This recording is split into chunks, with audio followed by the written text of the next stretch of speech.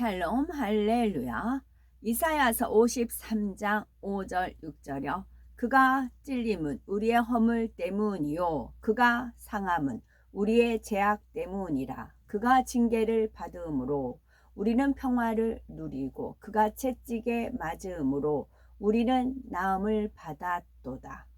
우리는 다 양 같아서 그릇 행하여 각기 제 길로 갔거늘 여호와께서는 우리 모두의 죄악을 그에게 담당시키셨도다. 아멘. 베드로전서 2장 24절. 친히 나무에 달려 그 몸으로 우리 죄를 담당하셨으니 이는 우리로 죄에 대하여 죽고 의에 대하여 살게 하려 하심이라. 그가 채찍에 맞음으로 너희는 나음을 얻었나니. 아멘. 히브리서 9장 22절. 율법을 따라 거의 모든 물건이 피로써 정결하게 되나니 피 흘림이 없은즉 사함이 없느니라. 아멘. 제목은 온몸에 채찍을 맞고 피 흘리신 예수님입니다. 예수님께서는 십자가에 못 박히시기 전 로마 군병에게 온갖 조롱과 멸시를 받으셨지요. 그들은 갈대로 예수님의 머리를 때리고 침을 뱉으며 뾰족한 납덩이가 매달린 채찍으로 온몸을 내리쳤습니다. 채찍이 예수님의 몸을 휘감아 잡아챌 때마다 살점이 떨어져 나가 피가 흘리고 뼈가 드러났지요. 하나님의 아들이신 예수님께서 왜 이토록 혹독한 채찍에 맞아 피를 흘리셔야만 했을까요? 성경 곳곳에는 우리의 구세주가 되신 예수님께서 받으신 십자가 고난의 섭리가 잘 나와 있습니다. 특히 이사야 53장 5절에서 6절에는 그가 찔림은 우리의 허물을 인함이요 그가 상함은 우리의 죄악을 인함이라. 그가 징계를 받음으로 우리가 평화를 누리고 그가 채찍에 맞음으로 우리가 남을 입었도다. 우리는 다 양 같아서 그릇 행하여 각기 제 길로 갔거늘 여호와께서는 우리 무리의 죄악을 그에게 담당시키셨도다 말씀합니다. 예수님께서는 우리의 허물과 죄악 때문에 찔리고 상하셨지요.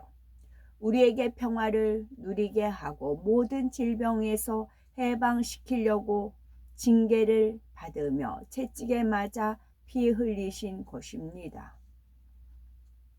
마태복음 9장에는 침상에 누운 중풍병자를 사람들이 데리고 오자 예수님께서 저희의 믿음을 보시고 치료해 주시는 장면이 나오지요. 예수님께서는 중풍병자를 치료하시기 전에 소자야 안심하라 네 죄사함을 받았느니라 하시며 죄의 문제부터 해결해 주셨습니다. 그 다음에 예수님께서 일어나 네 침상을 가지고 집으로 가라고 명하시니 그 즉시 치료되어 중풍병자가 일어나 자기 침상을 가지고 걸어갔습니다.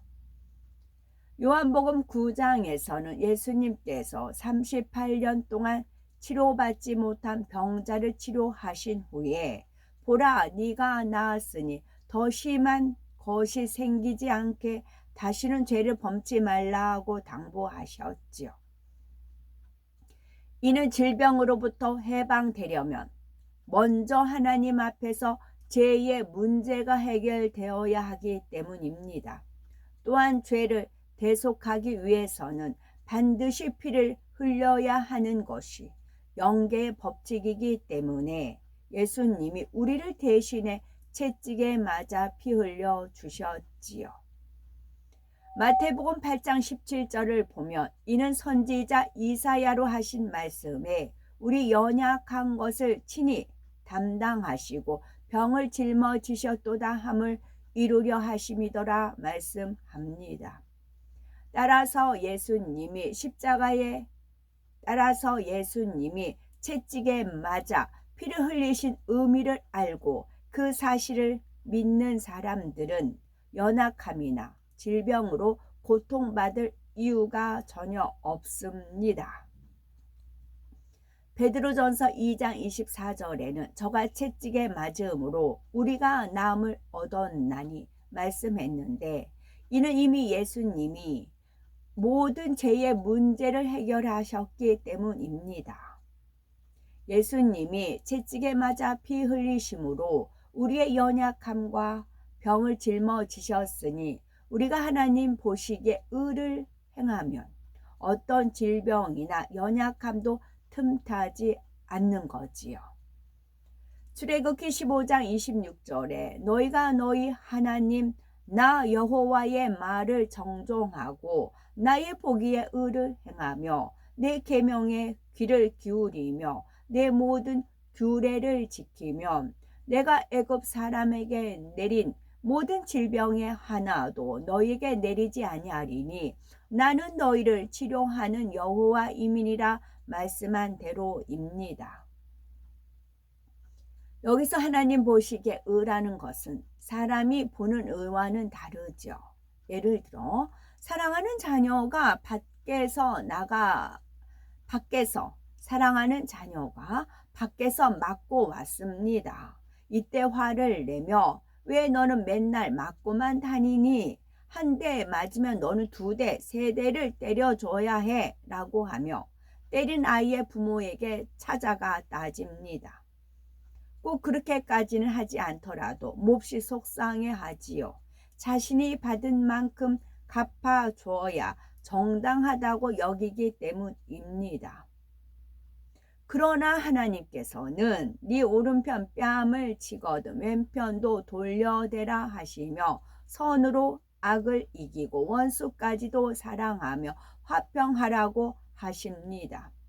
이처럼 하나님께서 보시는 의와 사람이 보는 의는 전혀 다름을 알아서 진리대로 행해야 합니다. 우리가 하나님을 사랑하면 하나님의 계명과 규례를 지키는 것이 어렵지 않습니다.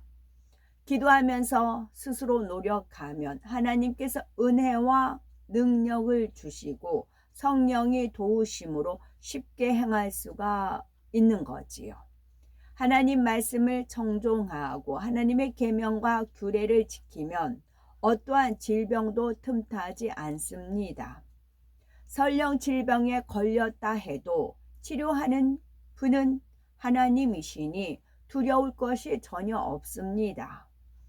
무엇이 하나님 보시기에 합당치 못했는지를 발견하여 중심에서 회개하고 돌이키면 사랑의 하나님께서 깨끗이 치료해 주실 수가 있기 때문이지요. 어떤 사람은 입술로는 전지전능하신 하나님 하면서 문제가 생기면 세상을 의존합니다. 질병에 걸렸을 때 병원부터 찾는다면 하나님의 전지전능하심을 믿지 못하는 것이죠. 그러니 하나님을 기쁘시게 할 수가 없습니다. 아사 왕이 그 예인 거죠. 그는 발에 병이 들자 의원을 의지하다가 결코 죽고 맙니다. 히브리서 9장 22절에는 율법을 쫓아 거의 모든 물건이 피로써 정결케 되나니 피 흘림이 없은즉 사함이 없느니라 말씀합니다. 이는 피 흘림이 있어야 죄 사함이 있다는 말씀이지요. 구약 시대에는 사람이 죄를 지을 때마다 짐승을 잡아 그 피로 속지 않은 제사를 드려야 용서받을 수가 있었지요. 그런데 해마다 늘 같은 제사로 드리는 짐승의 피가 사람의 죄를 온전히 해결할 수는 없었습니다. 일시적인 속죄이므로 온전한 것이 될 수 없었지요. 그래서 하나님의 아들이신 예수님께서 우리의 죄를 사해 주시기 위해 사람의 몸을 입고 이 땅에 오셔서 희생 제물이 되어 십자가에 달려 피 흘려 주셨지요. 레위기 17장 11절에 육체의 생명은 피에 있음이라. 이는 이 피가 너희에게 주어 단에 뿌려 너희의 생명을 위하여 속하게 하였나니 생명이 피에 있으므로 피가 죄를 속하느니라 말씀했습니다. 이는 육체의 생명이 피에 있으므로 피를 흘림으로 죄를 속한다는 의미지요. 흠도 점도 없는 예수님께서는 죄의 문제를 해결해 주시기 위해 자신의 몸을 십자가에 내어 주셨습니다.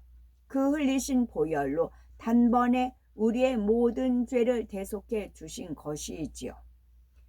이에 대해서 히브리서 10장 19에서 20절에는 형제들아 우리가 예수의 피를 힘입어 성소에 들어갈 담력을 얻었나니 그 길은 우리를 위하여 휘장 가운데로 열어놓으신 새롭고 산 길이요 휘장은 곧 저희 육체니라 말씀하셨습니다.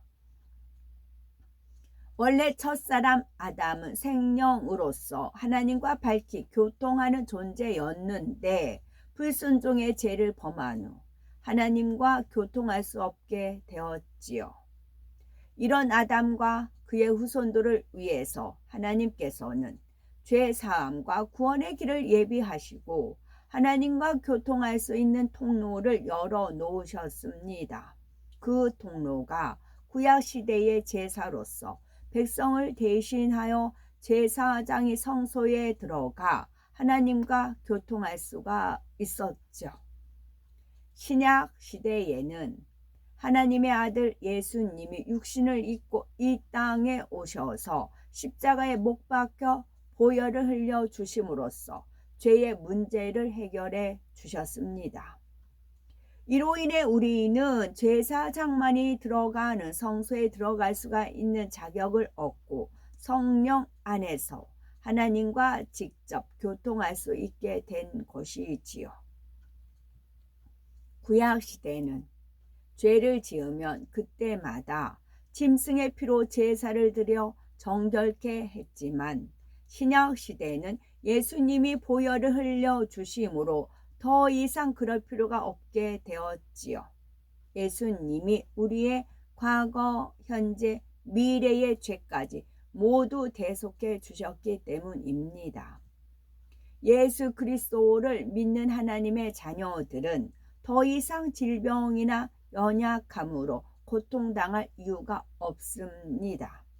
십자가의 사랑과 은혜를 마음 깊이 새기고 늘 믿음으로 승리하여 영혼이 잘됨같이 범사가 잘되고 강건한 축복을 받아야 되겠지요. 아사 왕은 어떤 인물일까요? 아사는 어머니가 가증한 아세라 우상을 섬기자 왕후 자리까지 폐해버릴 정도로 하나님을 사랑하고 잘 섬겼던 왕입니다. 그런데 하나님만 의뢰했던 마음이 변질되어 이방 나라를 의존하며 선지자를 핍박하기까지 하지요. 제위 39년에 발에 중한 병이 들었는데 하나님을 찾지 않고 의원을 의뢰하다가 결국 제위 41년에 죽고 만 왕 아사 왕입니다. 끝.